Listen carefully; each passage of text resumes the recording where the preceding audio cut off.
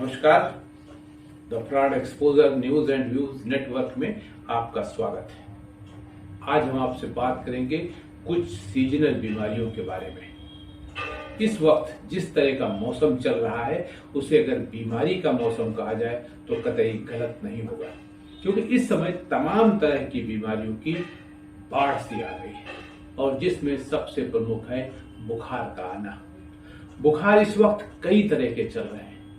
कोई साधारण बुखार है, कोई टाइफाइड है, लेकिन ये कहा नहीं जा सकता कि ये बुखार किस तरह के है। तब तक नहीं कहा जाता जब तक उसकी जांच नहीं कराई जाए। इन बुखारों में वायरल फीवर, फिर typhoid fever, malaria, dengue, chikungunya आदि आदि। इसी बीच एक नए संक्रमण ने भी दस्तक दे दी है।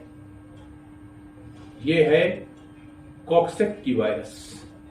इन दिनों अस्पतालों, प्राइवेट क्लिनिक में भी ऐसे बच्चे आ रहे हैं जिनको बुखार के साथ हाथ, पैर और मुंह में छाले निकलने की समस्या रहती है। इसे डॉक्टरों ने HFMD यानी हैंड फीट माउथ डिजीज नाम दिया है। यही बीमारी इस समय 5 साल से लेकर 15 साल तक के बच्चों को अपनी चपेट में ले रही है। इस बीमारी में बच्चों को 100 से 102 डिग्री फ़ारेनहाइट तक बुखार रहता है। साथ ही हाथ, पैर और मुंह में छाले हो सकते हैं, लेकिन ये जरूरी नहीं कि हर बच्चे को बुखार आ ही जाए। कभी कभी बुखार न होने के कारण भी छाले निकल आते हैं, यानी कि बुखार नहीं आया, 102 टेम्परेचर नहीं हुआ, 101 टेम्परेचर नहीं हुआ, 100 टेम्परेचर नहीं हुआ, इसके बावजूद मुंह में छाले निकल आते हैं।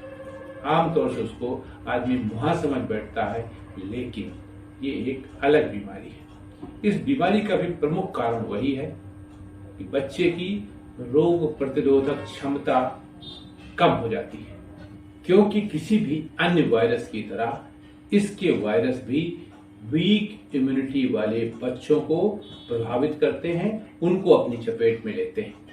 अब आइए जानने की ये कोशिश करते हैं कि ये कैसे पहचाना जाए कि ये HMFD है। इसमें 102 से 100 से 102 डिग्री फ़ारेनहाइट तक बुखार रहता है। सिर दर्द, उत्तेजना महसूस होना, मसूड़ों और गालों में दर्द के साथ ही साथ छाले और घाव होना, तलवे और हथेलियों पर दाने निकलना तथा भूख कम हो जाना, ये उसके प्रमुख लक्षणों में है। आमतौर पर ये बीमारी 1 सप्ताह में ठीक हो जाती है। अगर नहीं ठीक हो रही है या अब एक बार ठीक होने के बाद फिर हो रही है तो इसके लिए आपको बच्चे को अस्पताल में भर्ती कराना नितांत आवश्यक है।